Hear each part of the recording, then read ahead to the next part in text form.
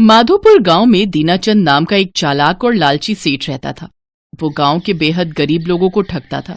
गांव के लोग अपनी जरूरत पूरी करने के लिए दीनाचंद के पास अपने बर्तन, जेवर और बाकी का सामान बेचकर बदले में अनाज, तेल, राशन लेते थे ताकि वो अपने घर का गुजारा कर सके। दीनाचंद की दुकान में देवी लक्ष्मी का एक चित्र लगा हुआ था। दीनाचंद जब भी बेईमानी करने लगता तो सोचता कि देवी लक्ष्मी तो उसके साथ हैं और उस पर देवी लक्ष्मी की बहुत कृपा है, तभी उसके घर में धन दौलत की कोई कमी नहीं है। इसीलिए वो रोजाना गांव वालों को धोखे से ठगता रहता था। दीनाचंद के पास एक तराजू था जिसमें वो गांव वालों की लाई हुई चीजें और एक तरफ अनाज की बोरियां और राशन रखकर तोलता। दीनाचंद अपने जिस तराजू से तौलता था उसके नीचे वो चुंबक लगाकर रखता था। तराजू का घोटाला बेचारे गांव के गरीब लोग नहीं समझ पाते थे। दीनाचंद वजन तौल देता, वो लेकर चुपचाप घर चले जाते थे। सेठ जी, पीतल का पतीला है, मैं बेचने के लिए लाया हूँ। घर में अनाज खत्म हो गया है और आप तो जानते ही हो मेरी कोई अपनी जमीन तो है नहीं जो मैं खेती बाड़ी कर लूँ। आपके भरोसे ही हमारा घर चलता है मालिक। आप इस पतीले के बदले मुझे अनाज और चावल दे दो मालिक। अगर थोड़े बहुत पैसे ऊपर नीचे हो तो थोड़ी चीनी भी दे देना। अरे मैं कब मना कर रहा हूँ, तेरे सामने ही सामान खोलूंगा। जितना वजन पतीले का होगा उतना सामान तुझे मिल जाएगा। रुक, मैं अंदर से तराजू लेकर आया। बस फिर क्या था, दीनाचंद दुकान के अंदर गया और उसने अपना तराजू उठाया और पतीले का वजन तोलने लगा। मालिक, ये क्या दे रहे हो? क्या दे रहा हूँ? तूने पतीला दिया ना, उसके बदले तुझे अनाज की बोरी दे रहा हूँ। ये पकड़, 5 किलो गेहूं है। अच्छा, पतीला तो बहुत भारी था। ठीक है, आप ये दे दो। सेठ दीनाचंद ऐसे ही रोजाना बहुत से गांव वालों को लूट कर अपना घर भर रहा था। लक्ष्मी माता, बस इसी तरह मुझ पर अपनी कृपा बनाए रखना।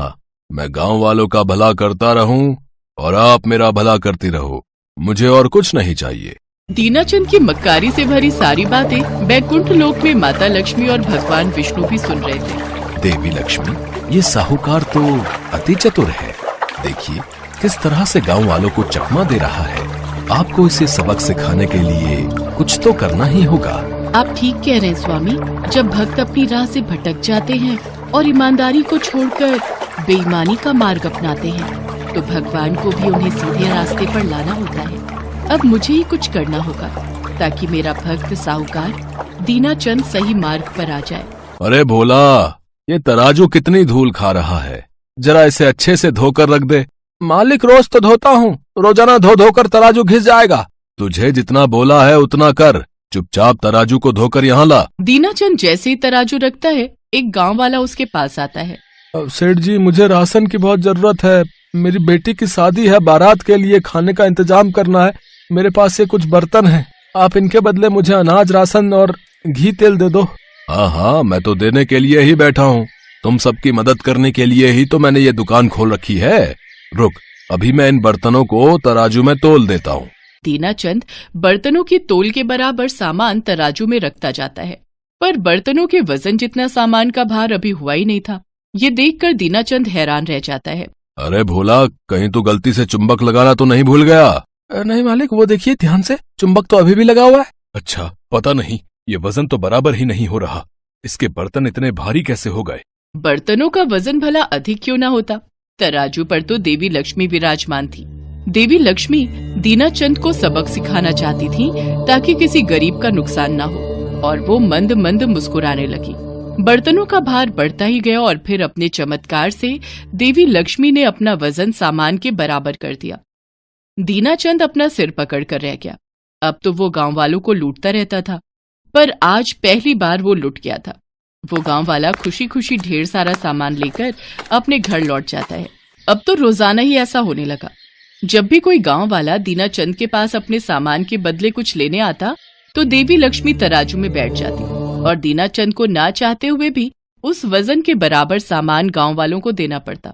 अब तो दीनाचंद अपने कान पकड़ने लगा और लक्ष्मी माता के चित्र के सामने जाकर बोला, हे लक्ष्मी माता, मैं तो आपकी इतनी पूजा करता हूँ। पहले तो मेरी अच्छी खासी कमाई हो जाती थी, पर अब तो मैं ही लुटने लगा हूँ। मेरी तो कमाई ना के बराबर हो गई है। कहीं आप मेरे से रूठ तो नहीं गई हो? देवी लक्ष्मी दीनाचंद के इस हालत को देखकर मन ही मन हंसती है, पर उन्हें अपने भक्त को सबक भी तो सिखाना था।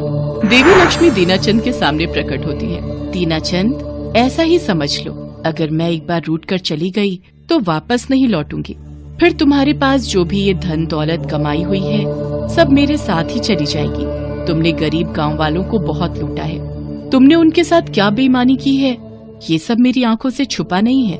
माता लक्ष्मी की बातें दीनाचंद बहुत ध्यान से सुन रहा था। पहले तुम तराजू में वजन गलत तौलते थे, पर अब तुम्हारे तराजू पर मैं विराजमान रहती हूँ। मेरे होते हुए तराजू कभी भी गलत वस्तु नहीं तोलेगा। क्या तुम चाहते हो कि तुम एक सेठ से भिखारी बन जाओ? नहीं नहीं माता लक्ष्मी, मुझे माफ कर दो, मुझसे गलती हो गई। मैं अब ऐसा नहीं करूंगा। मेरी आंखों पर लालच का पर्दा था। मैं सोचता था कि आप मुझे नहीं देख रही हो, पर मैं गलत था। भगवान हमारे अच्छे बुरे हर कार्य पर नजर रखते हैं। ये बात मुझे समझ आ गई माता। मैं वादा करता हूँ मैं अब किसी के साथ भी कोई बेईमानी नहीं करूंगा। सबको उनके हिस्से का बराबर सामान दूंगा। पर आप मुझसे रूठ कर न जाओ माता। मैं तुम्हें क्षमा करती हूँ, पर याद रहे यदि ऐसा दोबारा हुआ तो फिर मैं तुम्हें क्षमा नहीं करूंगी। जाओ और जितने भी गांव वालों के साथ तुमने गलत किया है उनकी मदद करो, ताकि वो सब तुम्हें दुआएं दें। गरीबों को दान पुण्य करो, हमेशा मजबूर लोगों की सहायता करो, तो मेरा आशीर्वाद सदैव तुम पर बना रहेगा। इतना कहकर देवी लक्ष्मी अंतर्ध्यान हो गई। दीनाचंद ने अपने तराजू से चुंबक को हटाकर फेंक दिया। दीनाचंद ने घोटाला करना बंद कर दिया। अब वो सब गांव वालों को पूरी ईमानदारी से सामान के बदले राशन और अनाज देने लगा। दीनाचंद ने अब दान पुण्य करना भी शुरू कर दिया। अब वो ईमानदारी की जिंदगी बिताने लगा था।